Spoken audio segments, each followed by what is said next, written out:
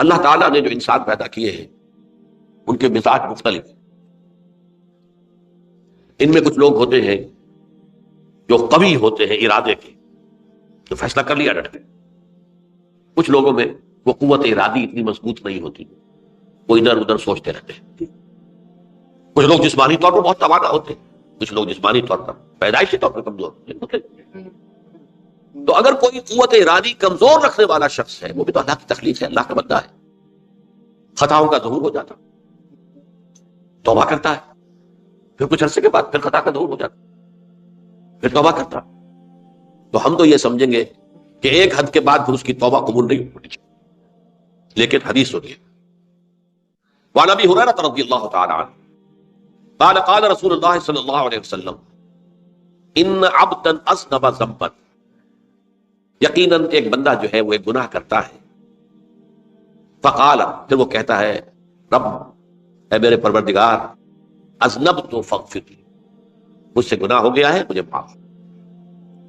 فقال ربہ، تو پروردگار یہ کہتا ہے اعلم عبدی ان لہ ربا یغفر الذنب ویأخذ بہ، میرا یہ بندہ یہ جانتا ہے کہ اس کا ایک رب ہے جو گناہ معاف بھی کر سکتا ہے اور سزا دے بھی سکتا ہے.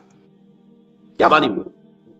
گناہ اس نے کیا ہے لیکن جانتا ہے اللہ کہ وہ معاف بھی فرما سکتا ہے، تبھی تو وہ اللہ سے معافی کی درخواست کر رہا ہے. اس کے اس جاننے کی بنیاد پر، اس کے اس علم کی بنیاد پر، اس کے اس ایمان کی بنیاد پر فرمایا غفرت لعبدی، میں نے اپنے بندے کو معاف. ثم مکث ما شاء اللہ، پھر وقت گزرا جتنا کہ اللہ نے چاہا. ثم اذنب ذنبا، پھر اس سے گناہ ہو گیا. فقال رب اذنبت ذنبا فاغفر، پھر کہتا ہے پروردگار مجھ سے گناہ ہو گیا، پھر مجھے معاف فرما دے.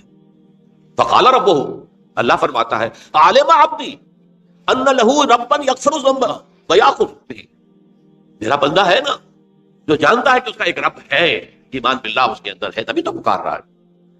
اور یہ بھی جانتا ہے کہ وہ گناہ معاف بھی کر سکتا ہے اور چاہے تو پکڑ بھی سکتا ہے، سزا بھی دے سکتا ہے. تو فرمایا، اللہ تعالیٰ فرماتے ہیں میں نے فرمایا میں نے معاف کر. ثم مکث ما شاء اللہ، پھر ایک عرصہ گزرا اس کے بعد. ثم اذنب ذنبا، پھر اس نے گناہ کیا. قال رب اذنبت ذنبا آخر، اس نے کہا پروردگار میں نے تو پھر ایک گناہ کر دیا، فاغفر لی، مجھے بخش دے. فقال اعلم عبدی ان لہ ربا یغفر الذنب ویأخذ بہ، میرا بندہ جانتا ہے نا کہ اس کا ایک رب ہے جسے وہ پکار رہا ہے، کہ وہ جانتا ہے کہ اسے اختیار حاصل ہے کہ چاہے تو بخش دے اور چاہے تو بخش دے. اس کے اس علم، اس ایمان کی بنیاد پر میں نے اسے معاف کر. ایک اور حدیث، میں نے چونکہ اس گفتگو کے لیے ان احادیث کا تفحص کیا ہے، یہ تو بہت ہیں حدیثیں، میں نے ان میں سے کچھ چنی ہیں. ہمارے بعض واعظ ناصح وہ بھی کسی شخص کو روکتے رہے، برائیوں سے روکتے رہے، نہیں رکتا، تو کہیں غصے میں آ کے اللہ تجھے کبھی معاف نہیں کرے گا. یہ کتنا بڑا جرم ہے، اس کا اندازہ کیجیے اس حدیث سے. تو میرے بندے کو میری رحمت سے مایوس کر رہے ہیں، کتنا بڑا جرم ہے اس کا اندازہ کیجیے. یہ مسلم شریف کی روایت ہے عن جندب، حضرت جندب رضی اللہ تعالی عنہ سے، ان رسول اللہ صلی اللہ علیہ وسلم حدث، کہ اللہ کے رسول صلی اللہ علیہ وسلم نے ایک واقعہ بیان کیا.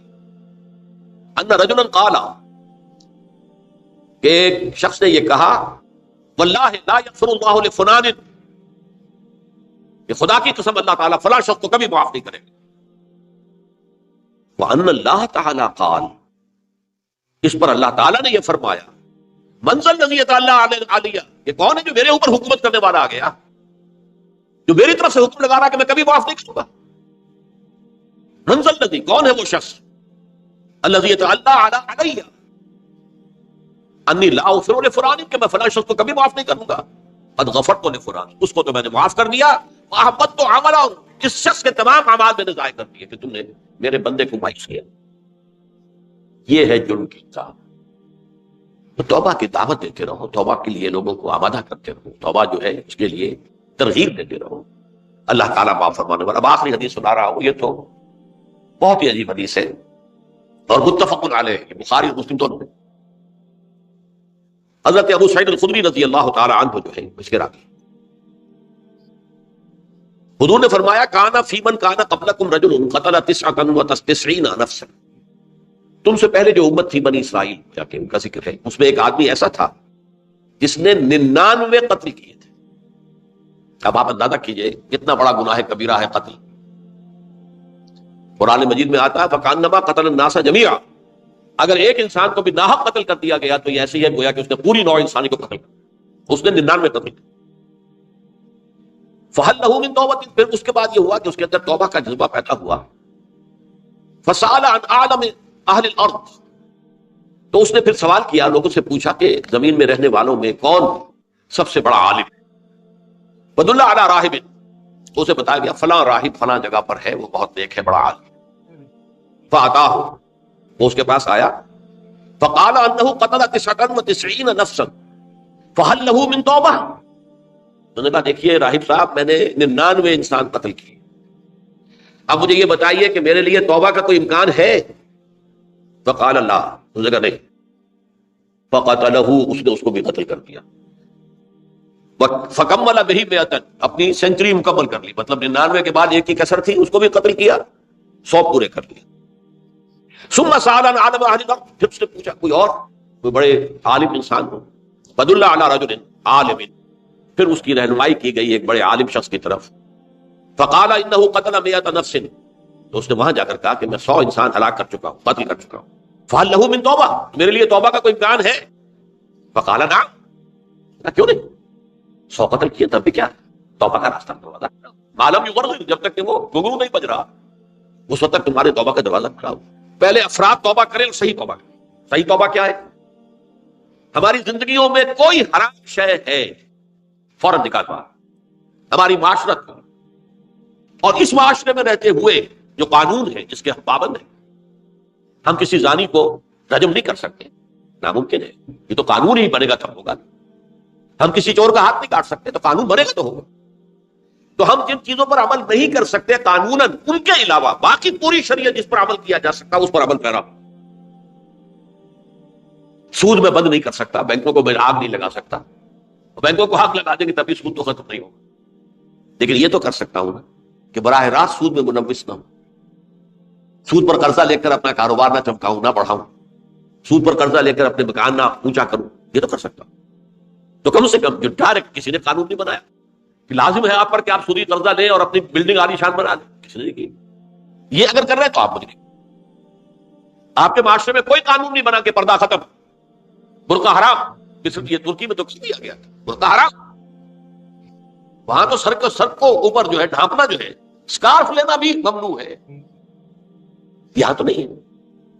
پھر یہاں جنہوں نے چھوڑا ہے مجرم خود ہے، یہاں تو اللہ کا شکر ہے کوئی ایسا مصطفیٰ کمال پیدا آج تک نہیں ہوا ہے کہ جس نے ان چیزوں کا حکم دیا۔ ہاں ترغیب ہے، ذرائع ابلاغ کے ذریعے سے، فحاشی ہے، اریانی ہے، لیکن چوز آپ خود کرتے ہیں، فیصلے کا اختیار آپ کا اپنا۔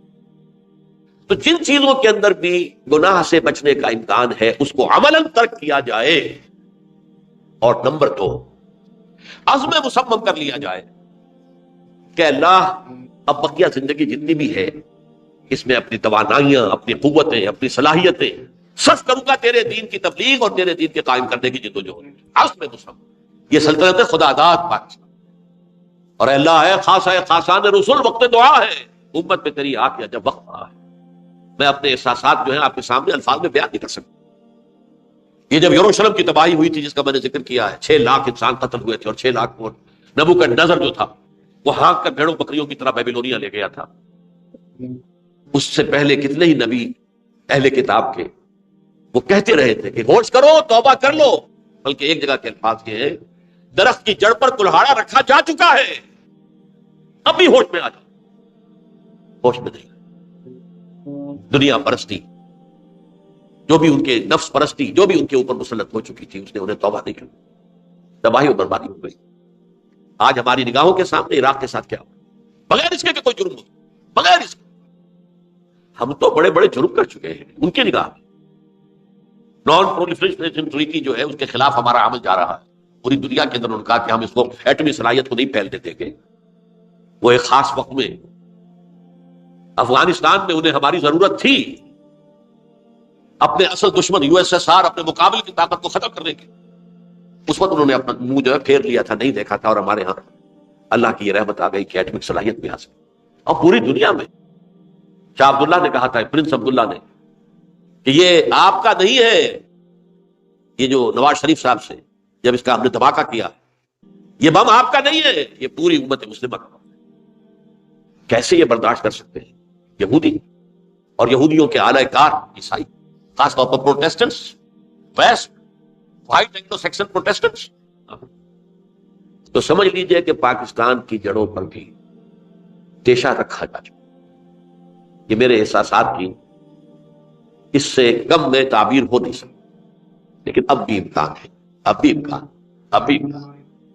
توبہ کرو، توبہ کراؤ، مل جل کر طاقت بنو، کوشش کرو کہ یہاں اسلام کا نظام آ جائے، اور اس اسلام میں بھی دعا کرو اللہ سے کہ اللہ ہمیں کچھ عطا فرما دے، ہمیں کچھ اور مہلت عطا فرما دے، اللہ ہمیں کچھ اور مہلت عطا فرما دے۔